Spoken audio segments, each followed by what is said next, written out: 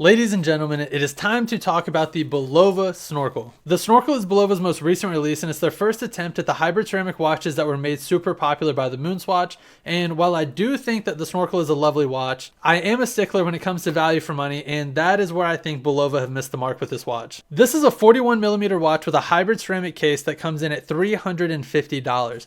It does have a metal crown and a metal screw down case back, which are both nice touches, and it comes in 4 different editions that appear to almost be like a Finding Nemo collaboration. They have a Blue Tang edition, which would be Dory, the Clownfish edition, which would obviously be Nemo, the Sea Turtle edition, which is the one that I have, being Crush, and what I think will be the most popular edition of the watch, the Great White, being Bruce. While it may not be an official collaboration, I do believe that it adds something to the watch because I look at watches as a conversation piece, and this adds another layer of the story to the watch. Now this watch is very lightweight thanks to that hybrid ceramic case and feels very comfortable on wrist. The case has a very similar feeling to PVD coated stainless steel that you see on other watches, but you can tell right away it's not nearly as dense or durable as PVD coated stainless steel would be, which sounds pretty obvious, but I'm still blown away at how good the ceramic actually felt on hand. And I know that durability is a main point of concern when it comes to any of these watches that are using the ceramic cases. In hand though, it doesn't seem nearly as bad as a lot of people have made it out to be in other YouTube videos. This watch also has a rotating bezel that feels like absolute quality. I have a Tracer P96, which is a Swiss tactical watch that's also around that $350 mark,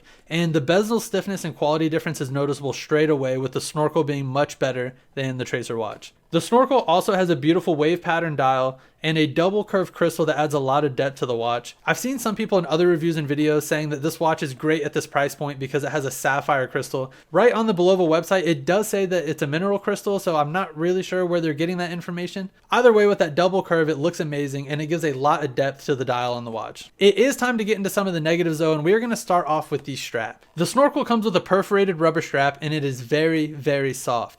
Now it does feel great on wrist because it's soft and it's much easier to put on than some other rubber straps, but it does feel like it could be easily torn in half because it is so soft. My Tracer also came with a rubber strap, but it feels much more durable, and I think if I genuinely tried to tear it, I think I could rip the Bulova strap clean in half, and I definitely couldn't do that with the Tracer strap. Next up, I want to talk about the movement. This is a standard 3-hand with a date complication, but it is a Miyota 2115, and I even opened up the watch just to confirm this.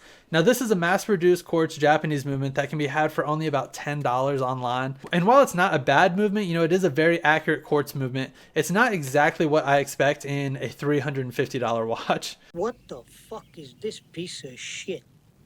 There's numerous Chinese watch brands that are going to use a movement very similar to this, if not the same exact movement, in an actual stainless steel case. And these watches are going to go for around the $150 to $250 mark. Now, obviously it's not going to have the brand power of a Bulova, but when we're talking about value to money, it's hard to argue with these Chinese watch brands who are doing the same thing that some of these bigger companies are doing. Now, the main comparison for this watch is obviously going to be the Moonswatch because it's the one that popularized that ceramic case, and also the 50 Fathoms, which is another ceramic option from Swatch. The Moonswatch comes in at $270, but it does have a Swiss quartz movements with 4 jewels, whereas this Bulova has a 0 jewel quartz movement. And the 50 Fathoms is coming in at $400, but it does use a Swiss automatic movement for only $50 more. The Snorkel does have one big advantage over the Moonswatch though, and that is going to be that crystal. While it is not sapphire and it is a curved mineral crystal, the Swatch does come with Hezolite, which is essentially just glorified plastic, and it's also not replaceable on the Moonswatch because it's ultrasonically welded into the watch, so if it busts or scratches too bad and you're not able to buff it out,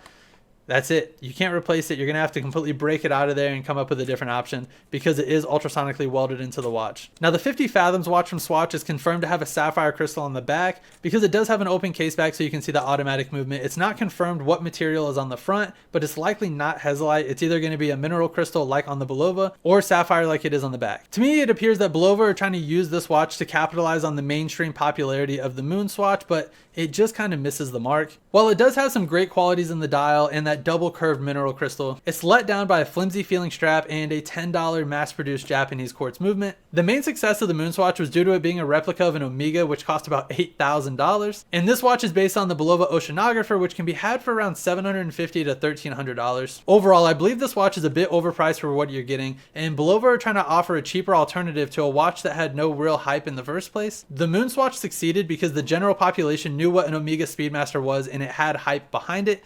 And to be honest, I've never heard anyone in my life mention a Bulova Oceanohrapher, and I think that kind of tells you all you need to know. If you enjoyed the video, please consider liking and subscribing to help me out. With that, I hope to see y'all in the next one.